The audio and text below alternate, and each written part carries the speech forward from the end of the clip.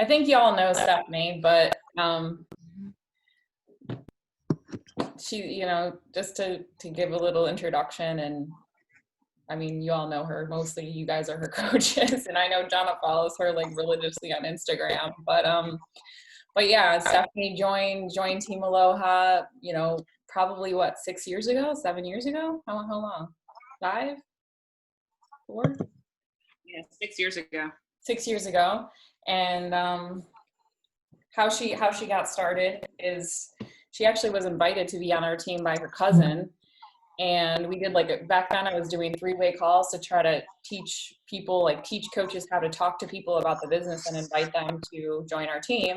So we did a 3-way call with her and got to know her and whatever. And then after that 3-way call, we stayed connected on Facebook, and she would comment on all my stuff, and she loved all my fitness stuff. So and I would just say, hi, how are you doing? And we'd connect here and there on Messenger. And then finally she was like, I want to sign up to be a coach, but I want to sign up under you. Because her cousin really wasn't super active or really, really fit. And I was like, okay, well, that's going to make it a little challenging. So what we did was we signed her up under me. I sponsored her. It was my cousin. What? What'd you say? It was my cousin. Yeah. So we signed her up. Like a first cousin. I was like, I love you, Sarah, but you're not that serious about fitness. So I did put her, I sponsored Stephanie, but we placed her in the downline of Sarah. So any of the volume would benefit Sarah. So really the only benefit that she wasn't getting was Stephanie didn't count for her rank, which Sarah really wasn't building that much of a business anyway. So it wasn't that big of a deal. And Stephanie hit the ground running. Within her first week, within her first 3 days, she had hit Emerald, she had hit Success Club. I think within her first month, she made $500 or $1,000. And, just because, fitness was already her passion, and she already had clients that she was trying to help get results at the gym as a personal trainer. And then she just fell in love with the programs because of the results that she was getting. And she liked the shakes from just having it as her dessert or whatever. And it was even hard to even get her to I think I sent her Body Beast in the mail because she didn't want to buy a program or something. I don't know. Stephanie has been the most resistant to every new change of any coach I've ever had. But eventually she does embrace change. It just takes her a while to warm up to it, which is very much I am like that too. But now that I know that I'm like that, I know that I'm like that. So a lot of times I do remain open, even though sometimes I realize that it might take me a little while to like things and to adjust. So I just stay open. And through that 6 years, we've had our ups and downs. We are very much alike in many ways. So we butt heads for a while. We kind of had some distance for a while. We came back together, and we have a really positive, in my opinion, working relationship now. And Stephanie has gone off to build her own, as you all know, app that is specifically for proper form and isolation to maximize your results using programs. And since we're doing guest speakers a lot, which I really am enjoying. I hope you guys are too, because I was sick of hearing myself talk and saying the same things over and over again. And it's just good to get knowledge from people of all different areas. So I asked Stephanie if she would be willing to do a call and share more about that form and get really in depth with us. And I'm sure some of you guys have seen her videos, and especially most of you, for Connie, Lisa, you guys are all on her team. So so go ahead and take it away, and looking forward to hearing from you. Hey everyone. And that was correct. I was actually resistant to Shakeology. I did not believe in Shakeology whatsoever, and that Marissa had to send me a free 7-day supply of it. So that's what it was. And I think maybe you did send me Body Beast too. I did send you Body Beast. I know that. I remember I sent you Body Beast for sure. I didn't know about the Shakeology. Yeah, no, it was Shakeology that I was resistant to. And within 3 days, I bought my first. I was like, oh my God, this stuff's amazing. So it took me 3 days and I was hooked. So anyway, yeah, I have broken off I started a format back in September. I love Beachbody. I was very resistant to home workouts. And so like for like a year, I had people being like, oh my God, you should try Beachbody. And I'm like, that's for people that really are not that serious about workouts. I'm good, thanks. I work at a gym. And I started off with P90X3 and I just went into the corner of the gym and I was blown away. My background is different. So my approach to the programs is very different. And over the years, it's just evolved. I actually yesterday did the work day 1 because that's going to be like the next program that I'm running. And I was like, oh, let me play around with this. And the first time I did the work, I was using 15 pounds for a lot of those moves. And yesterday I was using 10. So what I'm going to share about today is never ending information. You are like, it's just, you're always evolving and you're always getting stronger in moves with what I'm going to share with you. I personally have never shared on social media, like I'm a Beachbody coach, because so many people have the programs and they reach out. I actually help a ton of coaches now in my app community and just users across the board that have had coaches, have had the programs for years. So the main thing that I'm doing that is different than, you know, what you're going to learn in the programs is you guys learning to use you. Like products are great. I love products, but a product is not going to be the reason that you understand how to move your body correctly. A product is not going to, you know, help you with a squat. A product is not going to help you with isolation. And a product does not help you with focus and engagement in your workouts. That is the secret sauce to what I do and what I teach behind the scenes. So just to give you an example, you know, if you're doing a bicep curl and I'm like, show me your bicep curl. Fine, go. So, so show me, you know, your bicep curl. This can look correct. You know, my shoulders are down, my elbows are not moving, everything's great, my wrists are straight. I'm not doing a damn thing, you guys. And if somebody's doing that in their workouts, guess what? You're not doing a damn thing. So here's the difference between this and now I'm squeezing and I'm isolating. You can see the tension. You can see the muscles popping. If you cannot feel a move without weight, you are not doing it properly with. That is something that I say, that is something that I preach, that's something that you should practice to check yourself. Am I doing this correct? You know, and there's a lot of things that are said that are not accurate. So one of the first things that I will tell people is if you can't feel it without weights, you're not doing it properly. For anyone that's done Lift 4, we've talked about this on team calls before. Oh, Joel, I love your programs, but he does say a lot, can't feel it, go up in weight. If your arms are too high, go up in weight. No, if your arms are too high, that's bad form. Like you can still grab a heavier weight and throw your body into something and still get your arms up. So those are not things that a novice person should be hearing because they're going to think, oh my gosh, my arms are raising over my head. I should go up in weight, and they'll still have bad form.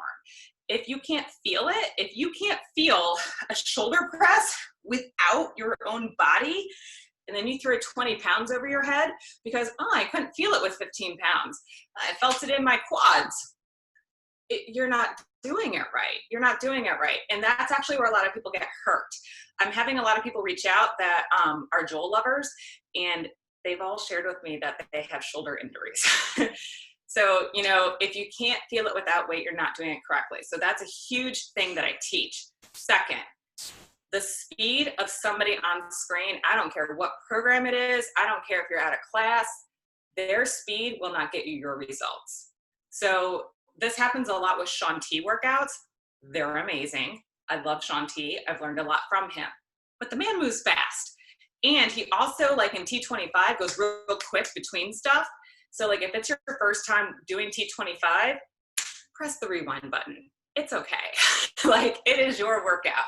So like if he's doing like high knees or, you know, going like this and you don't know form, then you should be going like this until you get it. If he's doing push-ups and Shaun T gets 30 in a minute, good for Shaun T. If your push-ups suck and your push-ups, you're arching your back and you're like, oh, but Shaun T's going fast, so I'm gonna go. I mean, come on. Like that's not gonna get you your best results. It looks ridiculous. You just humped the ground, but hey, you kept up with Shaun T. So these are things that oddly people need to hear. So now you can share that with others. do not keep up with their speed. If it's your first time and it's your first day of working out, why should you be going at the pace of somebody who's been in the game for 20 years? No, no. And a lot of Shaun T's stuff is timed.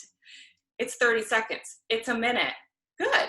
Then go slow and controlled during that time. You're going to get so much more out of this than this that's doing nothing. So that's another thing that I teach. Third thing is keep engagement throughout the whole range of motion. Keep your engagement. So what do I mean by that?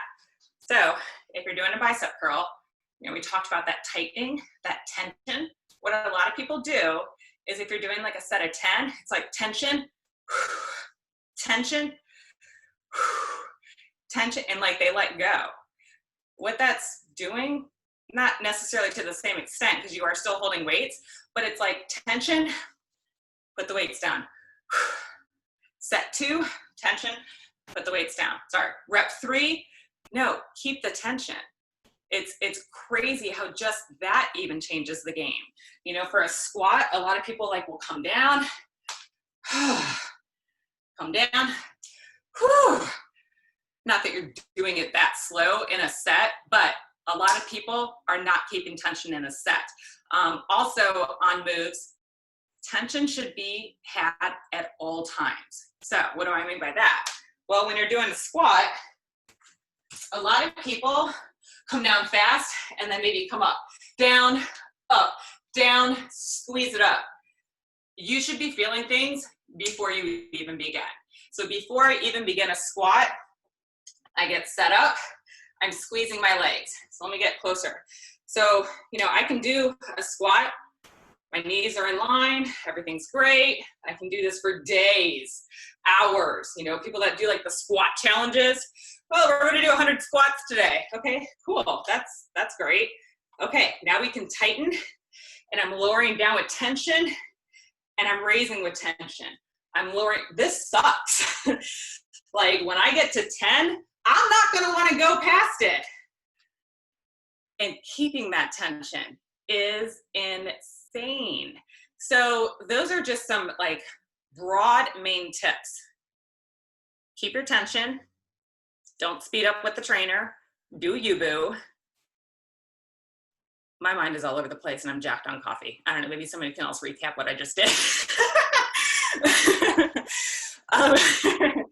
So, I mean, those are just some like because basic... if you can't feel it without the weight, then you're not going to feel it with the weight. Yes, correct. And squeeze, people, squeeze. I actually had a one-on-one client yesterday and she was just like, oh my gosh, actually like the squeezing part. And here's the thing, a lot of people are like, oh, squeeze, I get it. Intention. Do you know what the hell you're squeezing? Like, do you know what it is that you are actually squeezing? I had somebody reach out to me and she was like, basically wanting like free help. And she actually had Beachbody and she was like, yeah, like deadlifts. I can't figure out how to not feel it in my hamstrings and glutes. And I was like, okay, I'm just going to tiptoe away from this one. You know, because that is what it's for. It's for your hamstrings and glutes.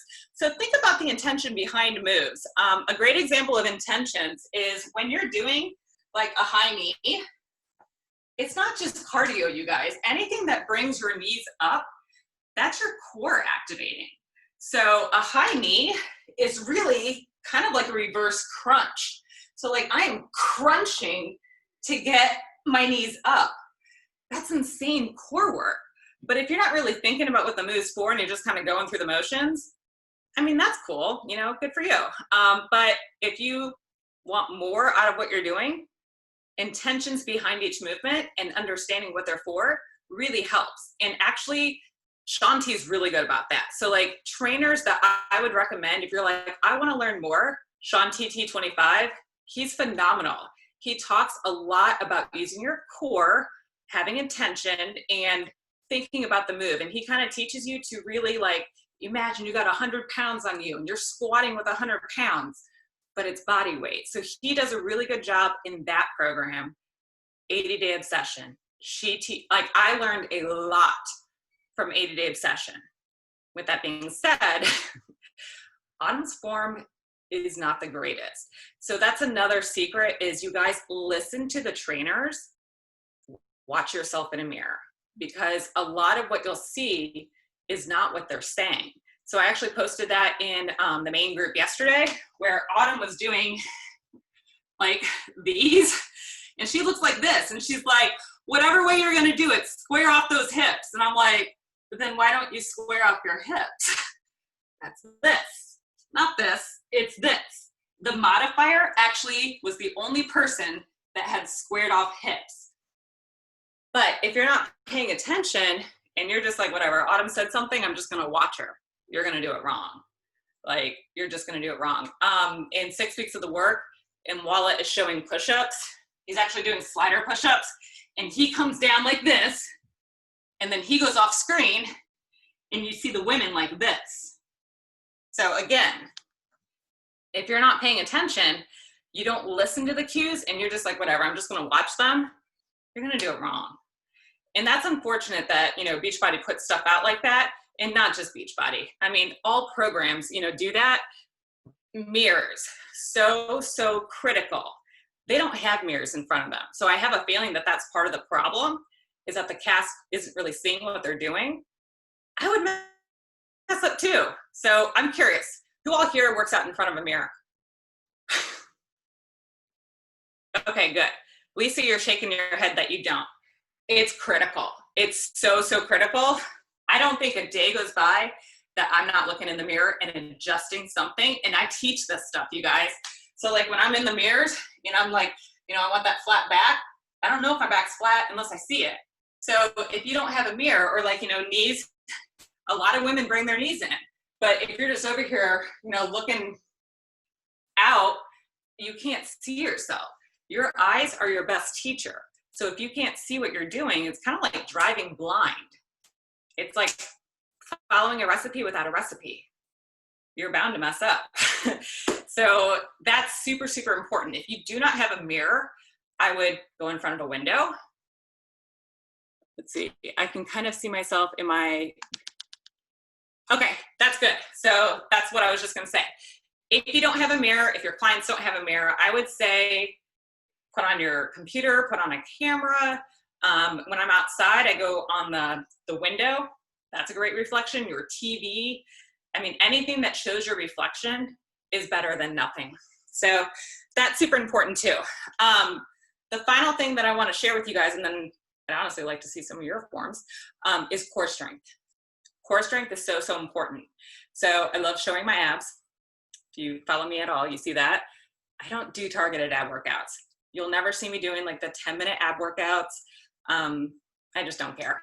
You guys, your core should be engaged in everything you do, everything.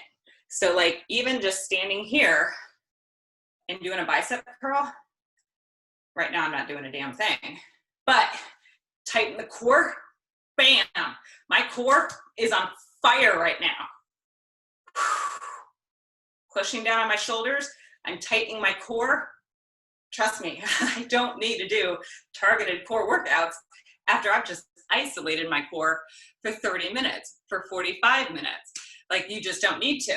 Now, for something like a shoulder press, you'll see that most people arch. That's lack of core strength. So you need to tuck the hips under, tighten the core, pushing down on my shoulders, core's tight, and I'm pressing against myself. So that's really what isolation is you're pressing against yourself. You are creating your own resistance. So my shoulders are down, I just tighten my core, and I'm pressing up. That's core work. A lot of people, the main thing that I'll see a form break on, so I'm gonna have you guys do squats. Every person that comes into my app, this is the first thing that I'll see. How's my squat? It's wrong. That is showing a weak core and weak glutes. So when people lean forward, that's basically a lazy squat. Like, you're not engaging your core at all, and you're relying on the front half of your body.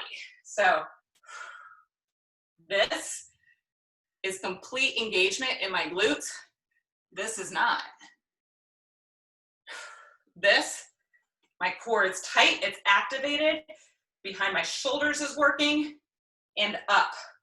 I'd rather see reduced range of motion than to see this, which is what I see a lot from people. Lunges, same thing. This is a proper lunge. Not this, and not shifting forward.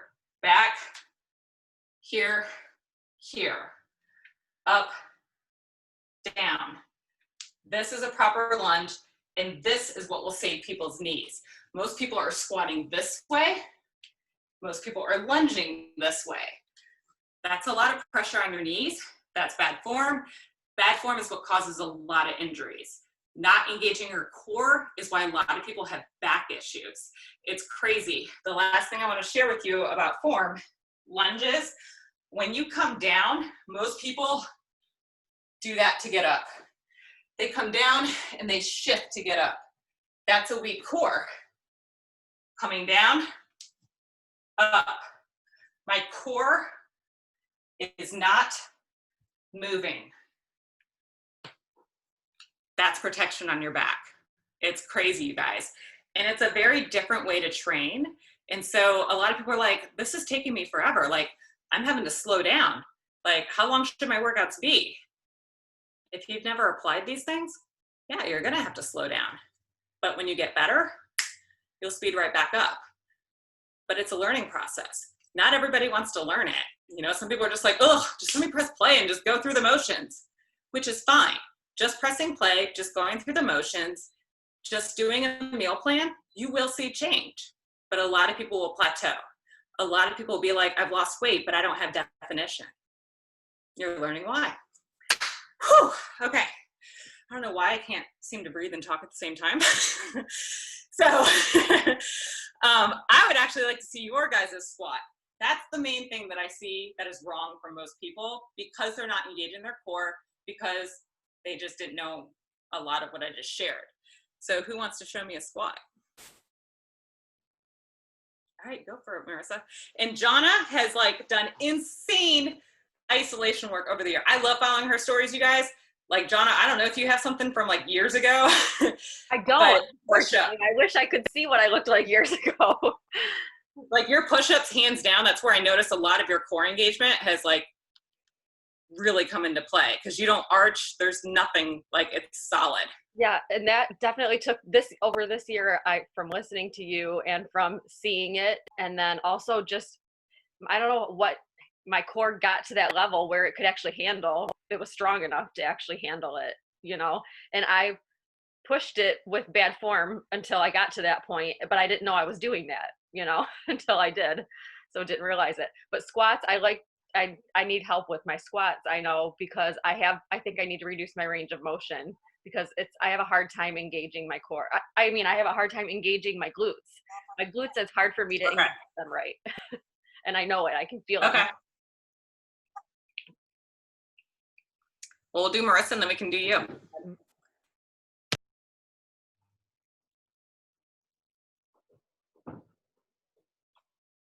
So Marissa, that actually looks really good. So I'm curious, how much do you feel your quads and glutes on the way down? Because your descend is faster than your rise. There you go. So now there's more tension.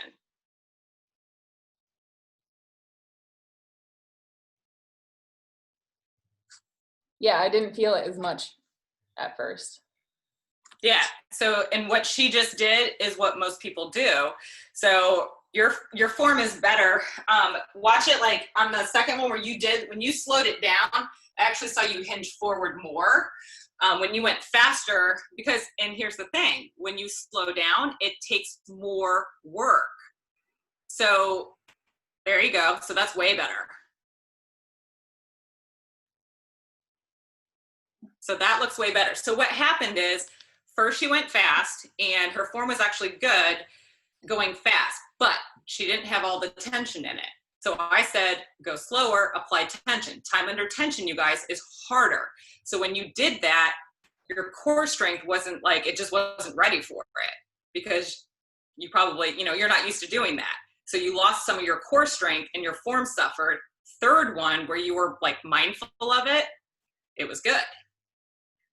So that's the thing is like when you slow down, it's harder, you guys. It's going to take more work, but it benefits you.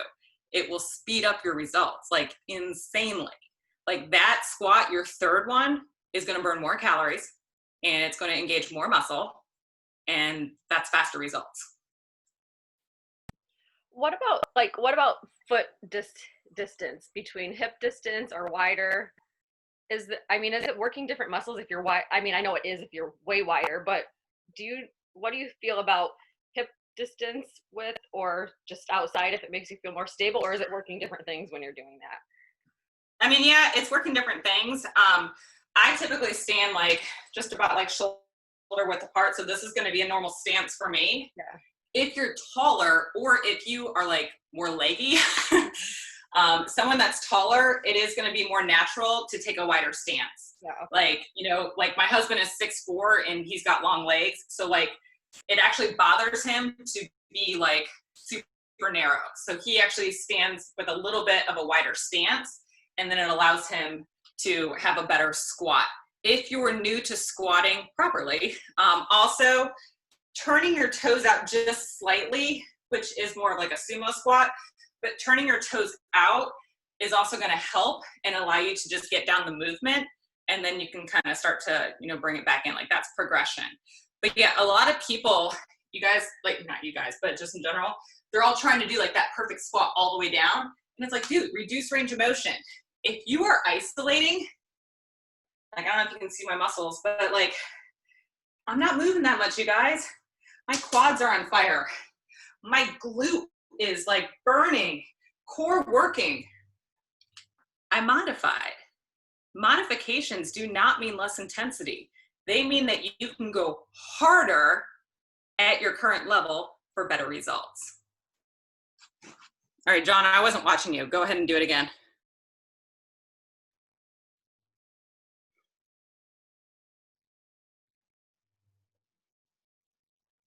So I can see that you're trying to fix it. And I saw a couple form breaks. Slow it down. So you're kind of like, you're fast at the top.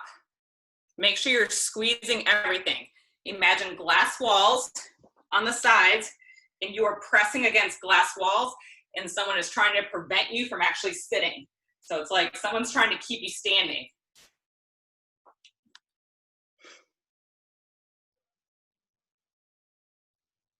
And do you guys notice she's got a little shift forward in her knees?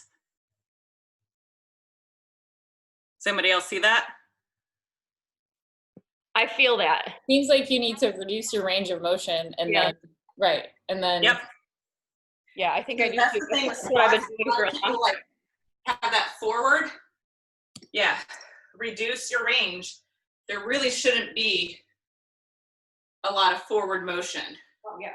I feel like I'm falling back on my heels. Which is normal because you're not used to it. So then you start overcompensating. Like, and that's another thing. Like you want to push through the heel, but you actually don't want to like pick your foot up off the ground. That's actually overcompensating. So you don't want to get in a habit of like always keeping your toes up. That's overcompensating. So you actually want to keep your foot flat. But yes, I'm pushing through my heels hard right now, but I am keeping my foot flat. I'm actually thinking of like almost like turning them out, but I'm not. So that's why I keep saying like, it's like pressing against your own body. That's how you're isolating. I mean, I'm pressing against my own body. When I'm doing a shoulder press, I'm pressing against my own body. You're creating your own resistance. But yeah, so if you lower your range of motion, but really think like your entire body should be engaged before you begin rep 1. And it makes a huge difference. I'd like to see it again with the tips. No pressure. And can you watch yourself? Watch yourself in the camera so you can see what you're doing. Well, okay, so now it's like super weird to go low, to not go low, but.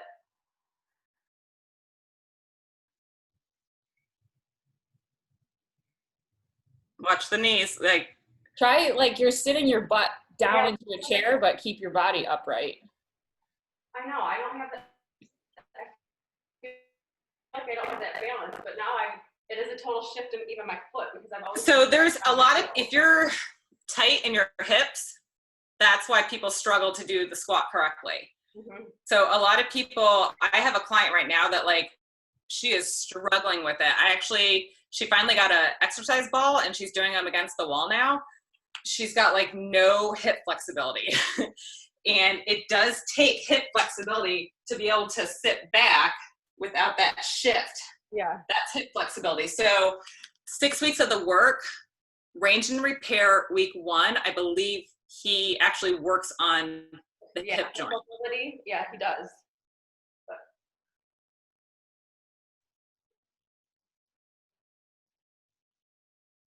You can also, some things that I learned actually from my co-coach, Nicole, she teaches like body mechanics. Imagine that you have a bar, but you're not doing this. Keep your elbows underneath and squat. So imagine you have a bar on your shoulders, elbows under, and squat. It kind of forces you to keep your chest up as you go down. Okay. So, I mean, there's a lot of different things, which actually also reminds me. So I shared you always want to keep your core tight. You also always want to keep your shoulders back and retracted. So what that means is like a lot of people are kind of like this. No, this. Like you're squeezing behind your shoulder blades, and that goes for everything. So like when people do a deadlift, they're usually this. No, it should be this. So it's not this, it's this. And up.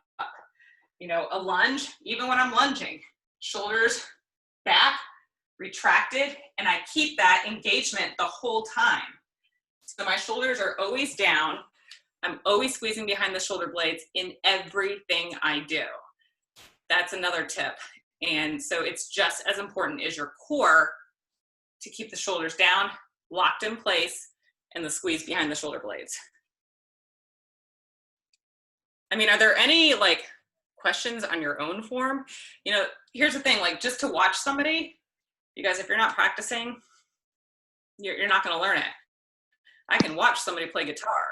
Does not mean that I will learn how to play guitar. Can you talk me through the high knee thing? Because I'm blown away when you say it. You feel it in your core, because I guess I'm obviously not doing it right. So I really want to stand up and feel it. This is a great one. Everyone, stand up.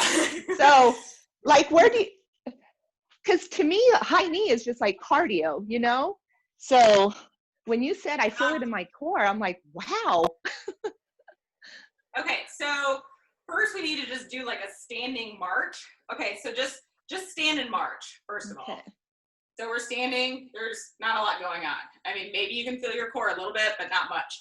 Okay, so now think of a reverse crunch. So you're thinking of like someone is like pressing against you and you are raising your knee. Oh. So somebody's trying to like push your knee down, but I'm bringing it up. So it is a reverse crunch. Oh, wow. I never thought of that. So my shoulders are down, my core is tight, and I am imagining somebody is not allowing me to bring my knees up. My entire core is activated. That is complete core work. Wow. Wow. Do you all feel that? Yes. So now you apply that, and here's the other thing about like high knees. Some people kind of like do all funky stuff. You want to bring it up like a 90-degree bend. Like, so when I'm doing high knees, I'm actually thinking of like this moving as one, and it's coming up. Like my core is bringing this up. So I'm thinking about that. And I keep my core very stable. So I'm not over here like, okay, high knees. No, shoulders down, tight core. My core is completely stable at all times. Wow. So I'm not all loosey-goosey in my upper body. It's tight as hell. That makes a huge difference. Yeah, huge difference. Go ahead and try that. I'm loosey-goosey. I'm usually like this.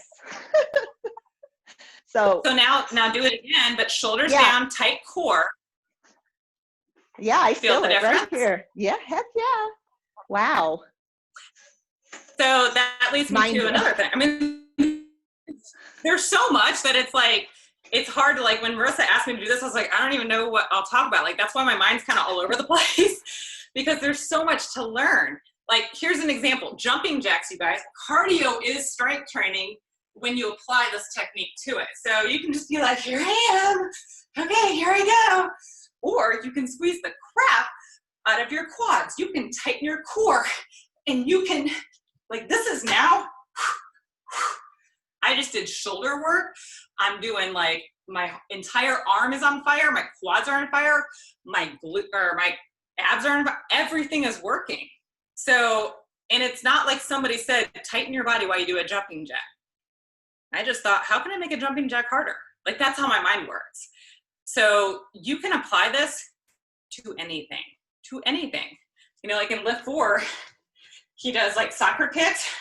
If you're just like, whoa, okay, that's cool. You get your heart rate up. That's awesome. Or you can really think about it. Like, I'm tightening my quad.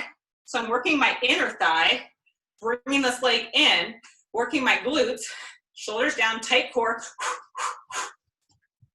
This just became total body. It's glute work, it's inner thigh work, it's core work.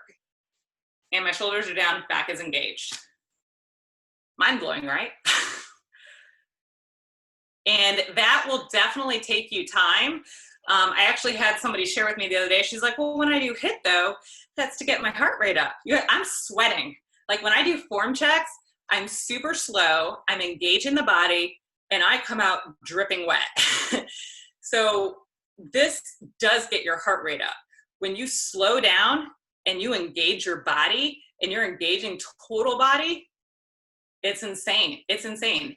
I literally have people that'll be like, I'm burning 100 more calories in 30 minutes. It's crazy. Like, I'm super sweaty right now. That was a great question. Any other questions?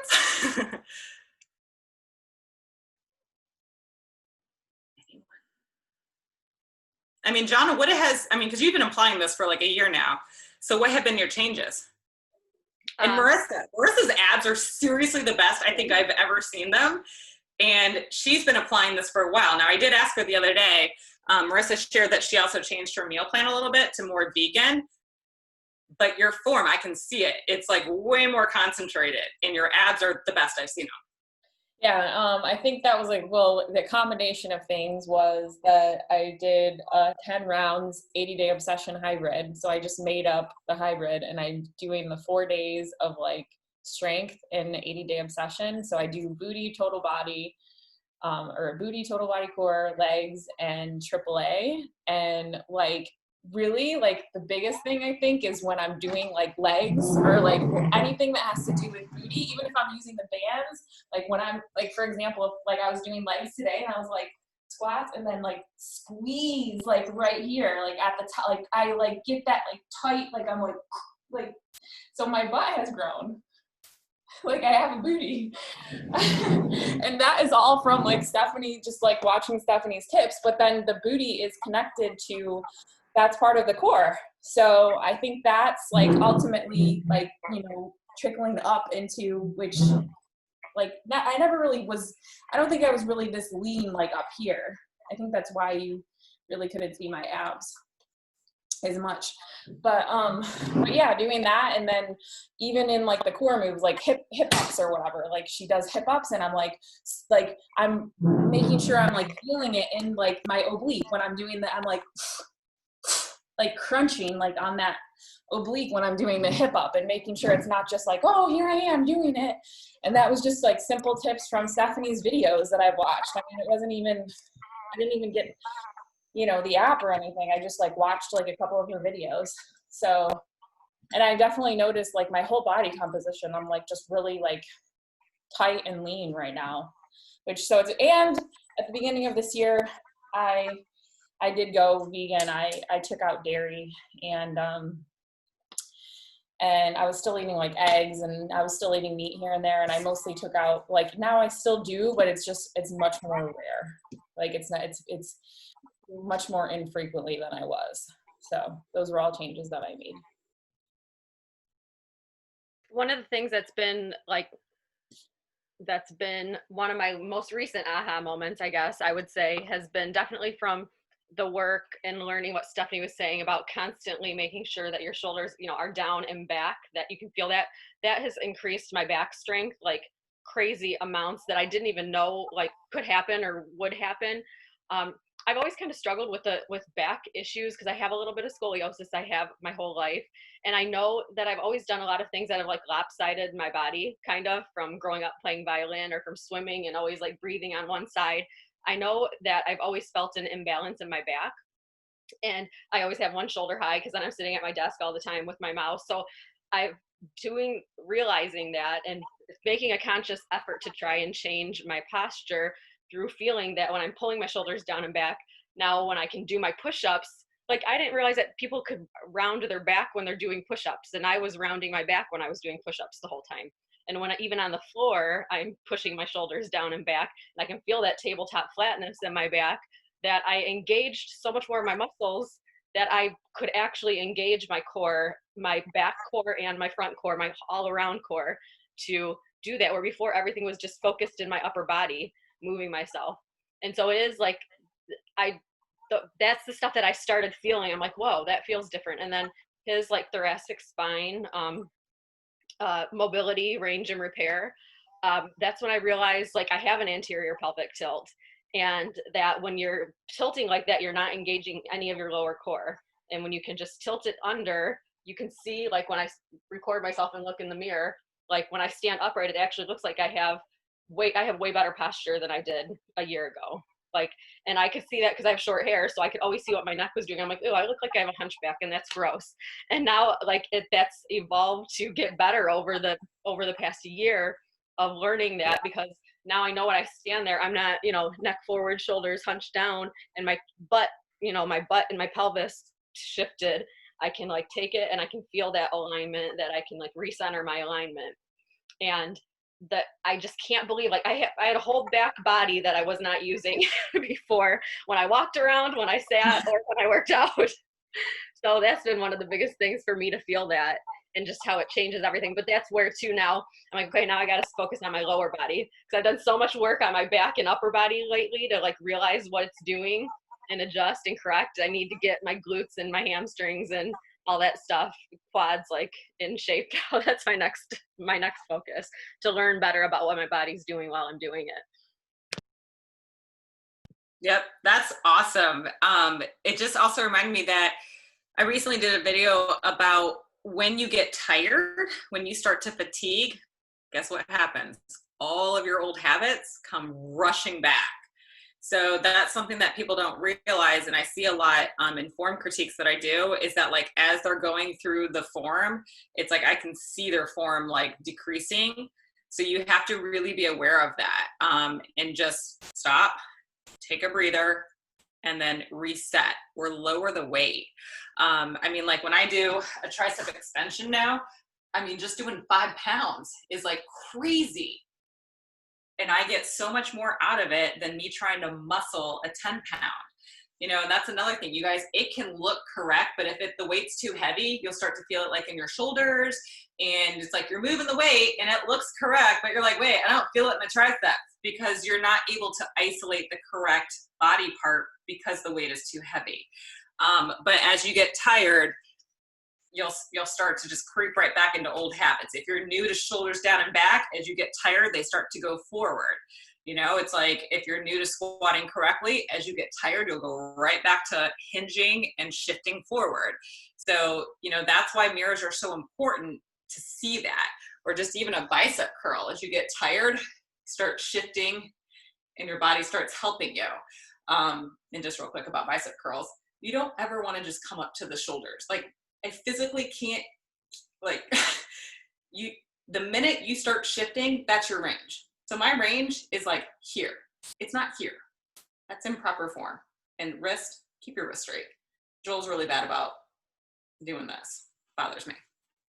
And the beast, oh my God, the beast. The heavier he gets on his sets, his range shortens, and he's all over the place. He throws the weights around. Yes, like when he does like a barbell one where he And he's like, keep your elbows fixed. And I'm like, what the hell, dude? Or he actually, on tricep, because his arms are so big, he says, keep your elbows in. And this is what he looks like. If you're not paying attention, does that look like elbows into you? Man. Well, I think that I remember that was one of the reasons that you wanted to sign up with me, because you used to see my videos and you said I had good form on my workouts. I've always been attracted to like fitness. So you did a lot of fitness videos. Okay. And like I said, my cousin didn't. But I think I remember you saying, that's when you were training for the Beast Classic. but I think I remember you telling me like you have good form or something. Like, I mean, it wasn't like as good as, like, it wasn't perfect, but it wasn't. Yeah, I do remember I was attracted to your fitness for sure. I can't remember like what the aspect was, but I remember, and I do believe that was when you were training for your competition. Yeah. Yeah. So yeah, I mean, my passion's always been the fitness side. So I was definitely attracted to your videos and showing what you were doing. And yeah, I mean, and you have a background. That's the other thing, you guys. It's like, you know, Marissa, you should, like, you do have, I mean, you have a medical background, but two, you have, you know, you have a training certification, right? I do, but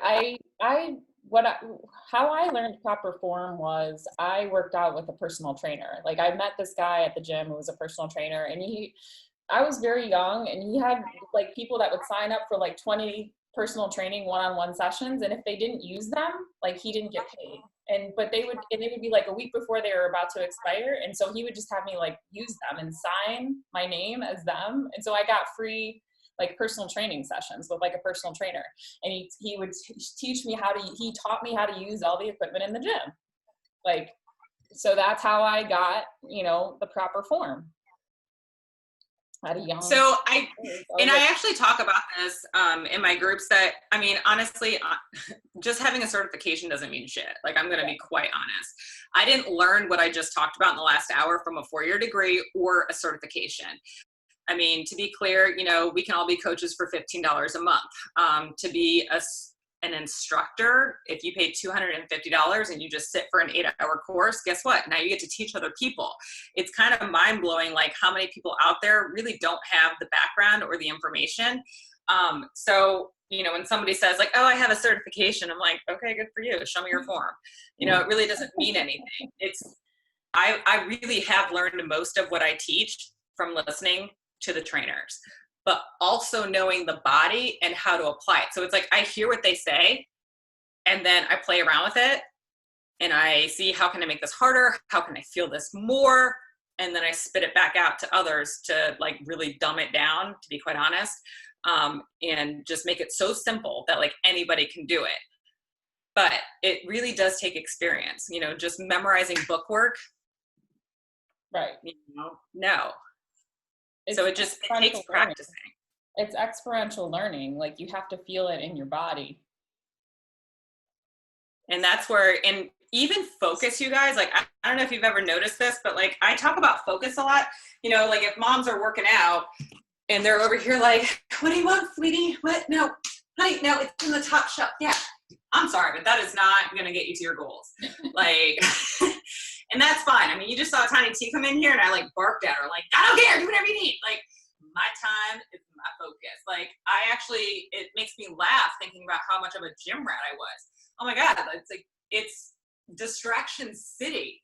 But when you're doing these workouts and it's just you listening to the trainer, looking at yourself, the focus is insane. But even with balance work, if I'm doing balance work and my mind wanders, and maybe I'm thinking about a conversation I had with somebody, I fall. You guys, focus is insane when it comes to your workouts. And if you're like in la-la land with your mind, it does have an effect on your workouts. It does. And I notice it most with balance work. The minute I go off into la-la land, I'll fall over. All right. Well, let's end it there because it's 11. And thank you so much, Steph, for your expertise and being willing to come on the call. Can we do a boomerang really quick? All right. Ready, ladies? 1, 2, 3. Thank you so much. I appreciate you sharing with us and, you know, getting on here. And you know, this was recorded, so you guys, this is something that I feel would be really positive to send to clients, like to your clients that are new to you and starting out when they're wanting to get the most out of their workouts, because, oh, did it freeze? You know, that this would be something that would be really positive for them to see at the beginning of their journey if they're new to working out, or it's been a while since they worked out, so they can get the most out of their workouts. I'm going to post it in our challenge group. I'll post the recording in our challenge group if everyone's okay with that, and I'll put it in the unit section so that you can refer your people there if you add them to the challenge group, and you know, it'll be in there. This information is really good for our clients. So thank you so much, and I hope you guys have a great rest of your weekend. Bye. Thanks, Stephanie. Thank you, Stephanie. Thanks, Steph. You're welcome.